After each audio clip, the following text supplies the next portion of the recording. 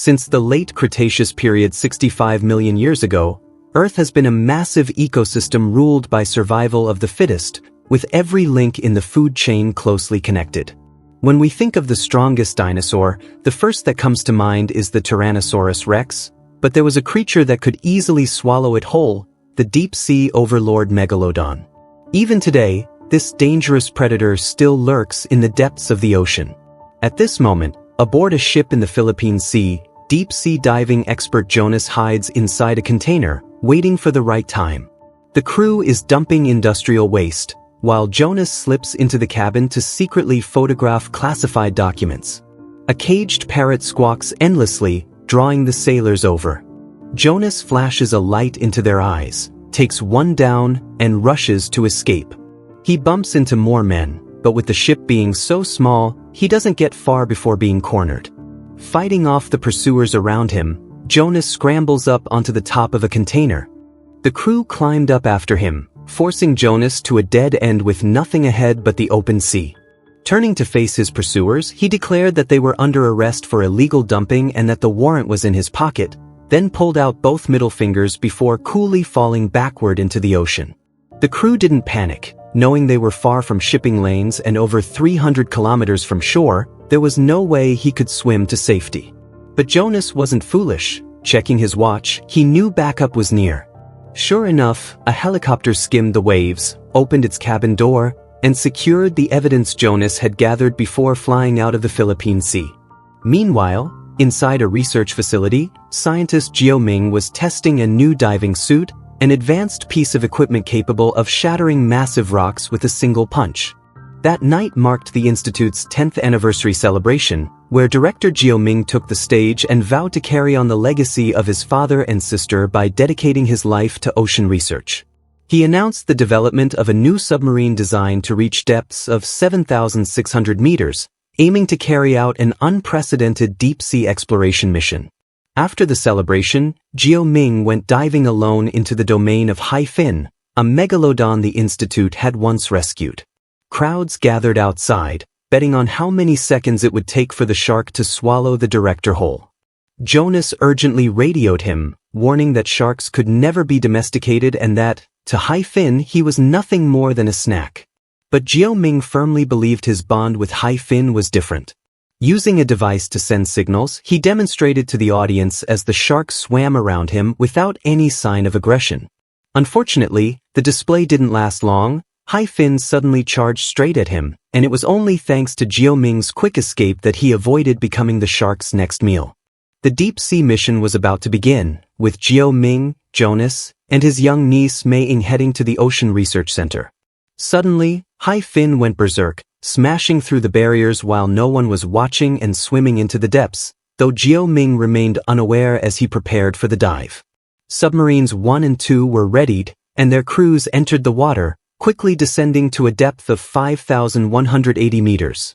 As the vessels approached the thermocline, everything seemed to be going smoothly, until Mei Ying unexpectedly appeared inside. Jonas was furious, having warned her not to cause trouble, and immediately ordered an ascent, insisting it was far too dangerous to bring a child along. But danger struck faster than expected. A megalodon was closing in on the submarine, an alarming anomaly since such creatures should never have been able to cross the thermocline. The crew soon realized that the megalodon chasing them was actually Hi-Fin. It was already too late to ascend, and the repulsion system still needed time to charge, while the predator was only meters away. Their only chance of survival was to dive straight through the thermocline.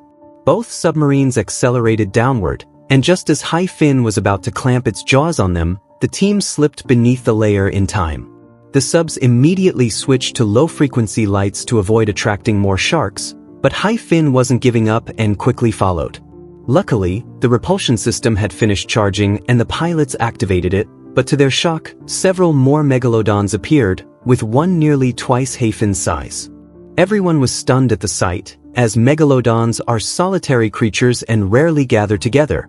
They could only have been drawn there by some kind of mysterious call. Jiao Ming remained completely calm, pointing out that with the repulsion system active and plenty of oxygen reserves inside the cabin, there was no need to panic. Instead, he suggested changing course to follow the sharks and find out what they were after. Both submarines tailed the creatures, and despite the danger, the crew became captivated by the mystery and beauty of the deep sea. Hi Fin and its companions circled one another, revealing the reason for its recent restlessness. It was mating season. Just then, the scanners picked up an unusual structure, an underwater base.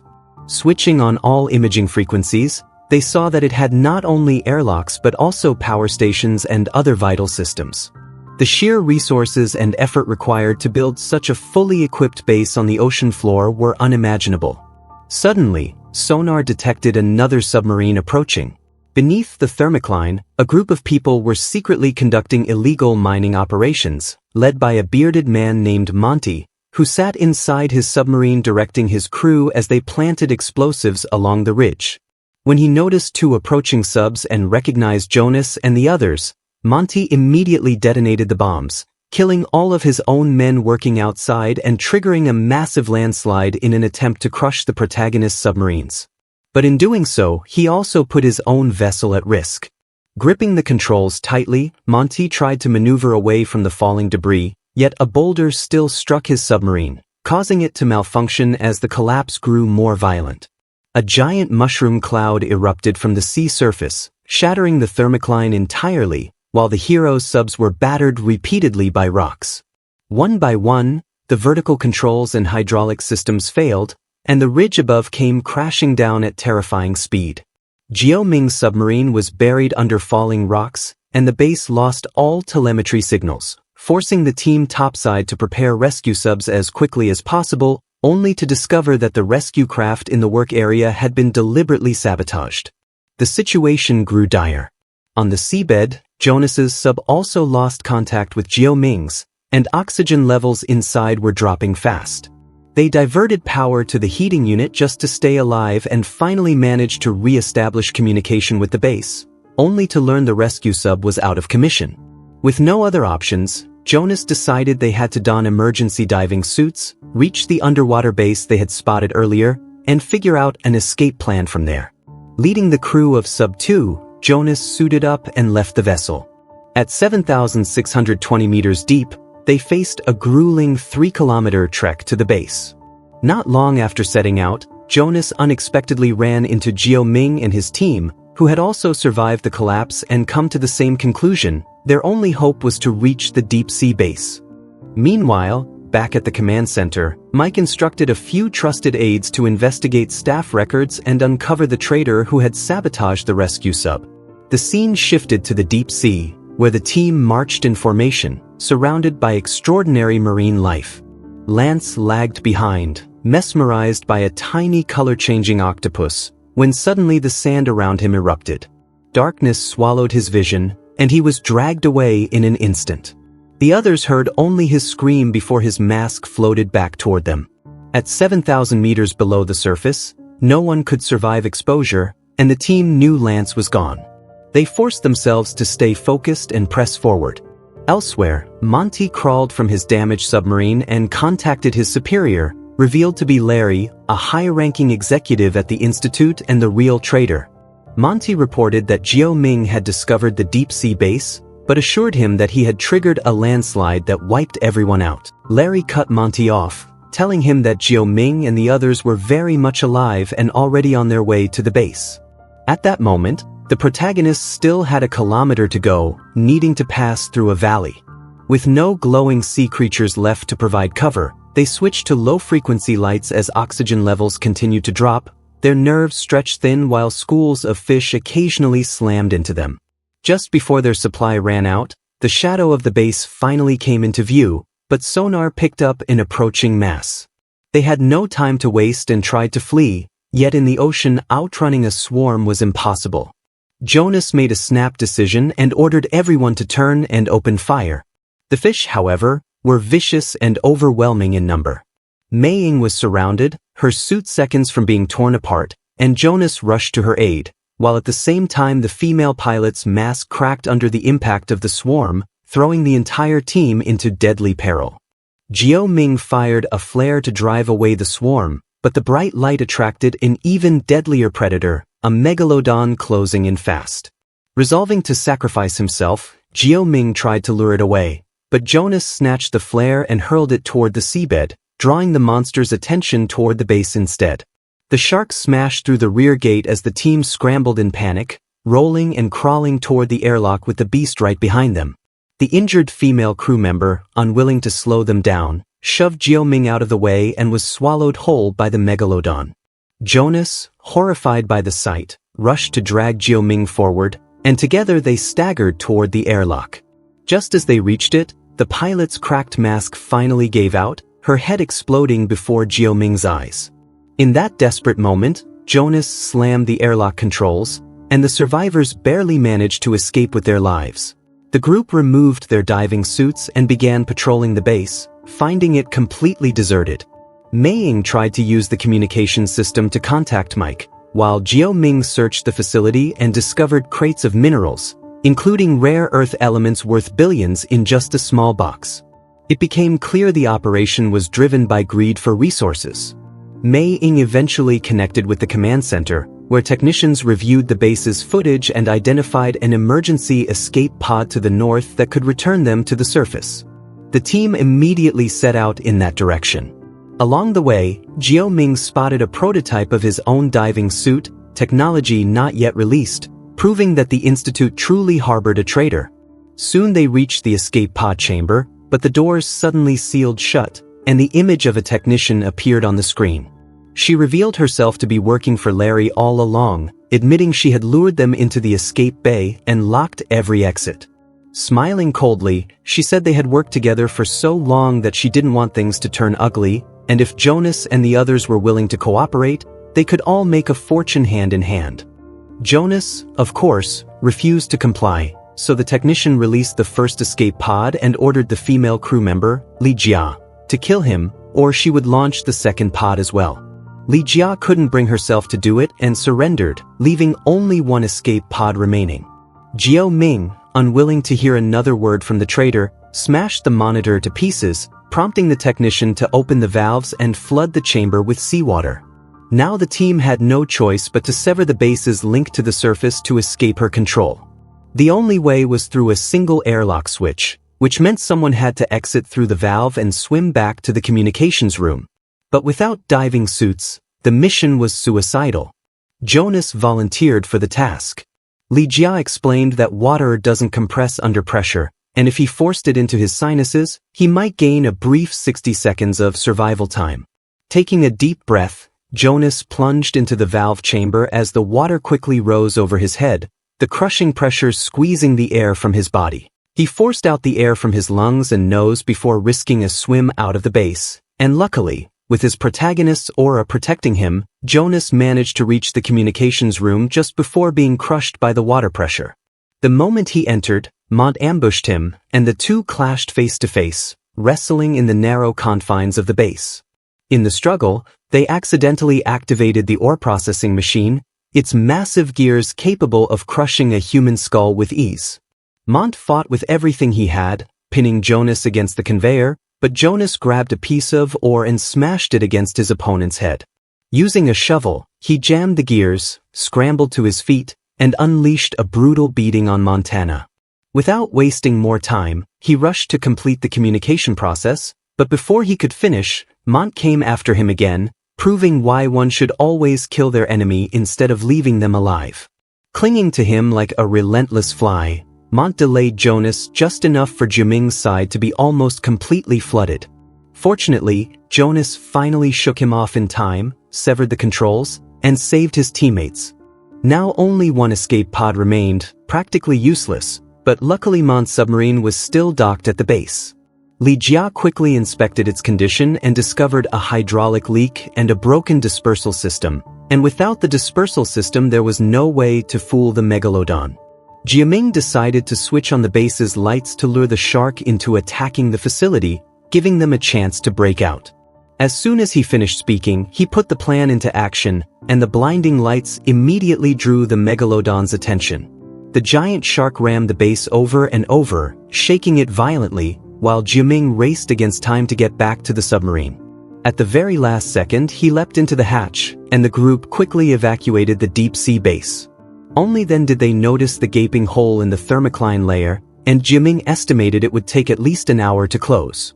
He worried that sea creatures might slip through and follow the submarine out, and his fear proved true. Uninvited guests were already on their trail. Meanwhile, the unkillable Mont was escaping the base using an ejection pod. Jonas had failed to finish him off, leaving a dangerous loose end. At the same time, Larry's men made their move, sending a helicopter toward the control center to cut off the hero's backup. Mike discovered a hidden backup surveillance feed and realized it was the technician who had sabotaged the lifeboat. Just then, someone knocked on the hatch. Mike and Baldy opened the feed and saw the technician outside with 3 mercenaries. Armed with tasers, they prepared to strike, zapping them the moment the door opened. Though they didn't manage to capture anyone, Larry soon seized control of the entire command center. When Jonas and the others surfaced, they quickly noticed the situation. They avoided the crowd and stealthily boarded the control center. Jonas and Jiaming went to find Mike and Baldy, while Li Jia and Meiying searched for an inflatable boat to help everyone escape. By then, Mont had also reached the control center. Mike and Baldy had just finished knocking down a group of pursuers when they stepped inside, only to be caught. At that critical moment, Jiaming suddenly stepped forward and started speaking a string of Chinese, diverting the enemy's attention. Jonas seized the opportunity to launch a surprise attack and rescued the 2 of them. Meanwhile, Rika had found the airboat, but the problem was that a Megalodon appeared. It easily smashed through the protective glass, and the unlucky technician was killed instantly.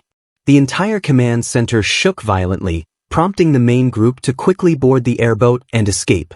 Afraid that the engine noise would draw attention, they chose to glide away as slowly as possible. However, before they had gone far, a Megalodon began chasing them. The mercenaries behind, seeing Jiaming and the others fleeing, also pursued in their airboats. Unaware that they should turn off their engines, they were swallowed by the shark midway.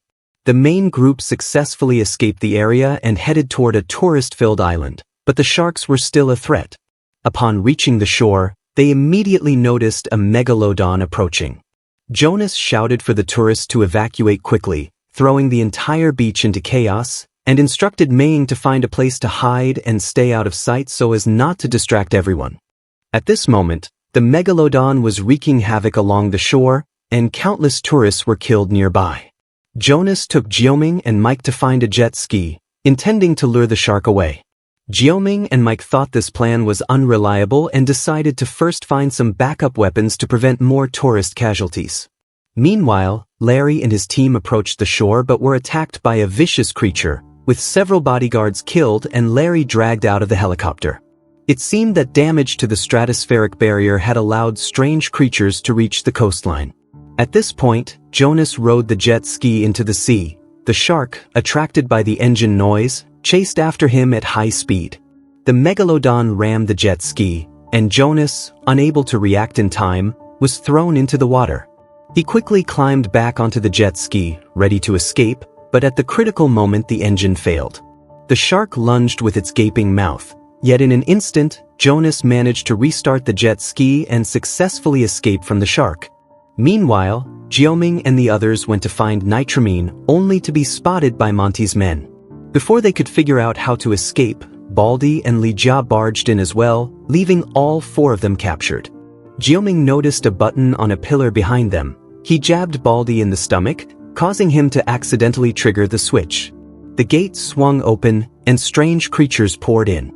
Seizing the chaos, the 4 of them ran, while the soldiers behind hastily fired at the monsters, accidentally detonating an oil barrel and getting blown up.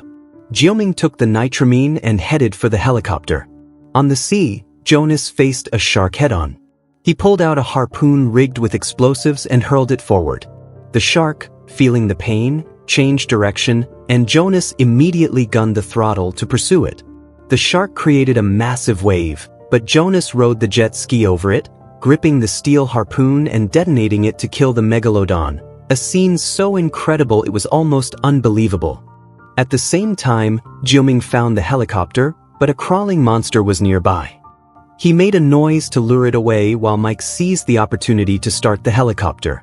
Jiaming fought the monster with a shovel, using all his strength to finally kill it, but unexpectedly a large group appeared in the distance. He hurried to reunite with Mike, and the two took off in the helicopter. A fuel nozzle was stuck in the aircraft. Jioming leaned out to pull it free, but a crawling monster leapt onto the helicopter, causing it to tilt and Jioming to fall. He grabbed the fuel nozzle and sprayed the creature while Mike fired to ignite the gasoline. Jioming then successfully climbed back onto the helicopter, and they rushed to support Jonas. Meanwhile, another octopus-like monster emerged on the beach. Jonas was already exhausted from dealing with the Megalodon, and Monty also arrived to cause trouble. While the two sides clashed over the water, the octopus monster attacked tourists with its tentacles.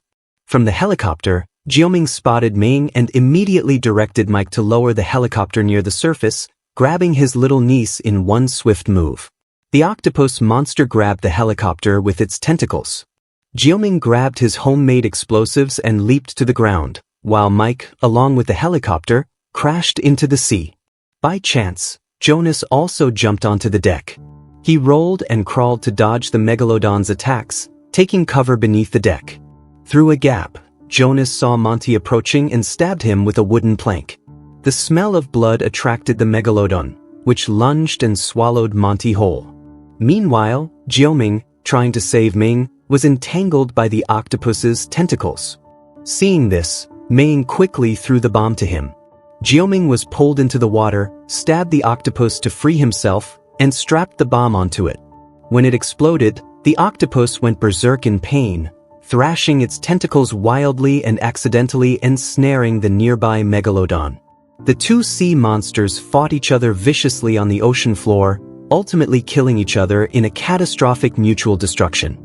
Jioming seized the opportunity to break free and swam toward the trapped Mike to help him out of the cockpit. At that moment, Jonas noticed a Megalodon approaching the two of them. He immediately grabbed a piece of wreckage from a nearby plane and struck it forcefully to draw the shark's attention. What followed was an almost superhuman feat. Jonas held the makeshift spear steady and drove it straight through the Megalodon's upper jaw, sending the massive body sinking into the sea. The three protagonists prepared to swim back to the shore, but another shark appeared. Jioming recognized it as Hai Fin. Instead of avoiding it, he dove underwater, held a rattle, and issued commands. Remarkably, Hai Fin changed direction. Jioming boasted to Jonas, "See, I told you my relationship with Hai Fin isn't ordinary." Jonas chuckled and replied, "It's just going after dolphins." The group joked and played their way back to the beach, and the video ended there.